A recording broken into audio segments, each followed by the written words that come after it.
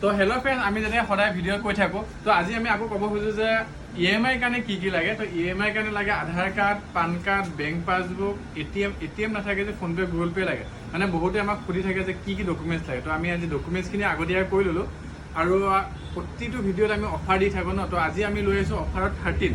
চাই লওক আপোনালোকে, ইমান ধুনীয়া কালাৰ, হোৱাইট কালাৰ 13 মাত্ৰ 1 পিচ আছে। কোনোবাই যদি ল'ম বুলি ভাবি আছে জল্দি আহক। মাত্ৰ 25,000 টকাত iPhone 13 দি দিম, লগত এটা স্মাৰ্ট ৱাচ গিফ্ট থাকিব। কোনোবা যদি ল'ব বিচাৰে জল্দি আহক, ইমান কম দামত iPhone 13 কেতিয়াও নাপায়। আৰু ক'ব খোজোঁ যে বহুতে EMI ডাউন পে'মেণ্টত দিলে কিমান প্ৰাইচ আহিব। যেনেকৈ iPhone 13 Pro Max আছে, তো 13 Pro Max যদি কোনোবা ল'ব খোজে 20,000 টকা ডাউন পে' দিলে আহি যাব।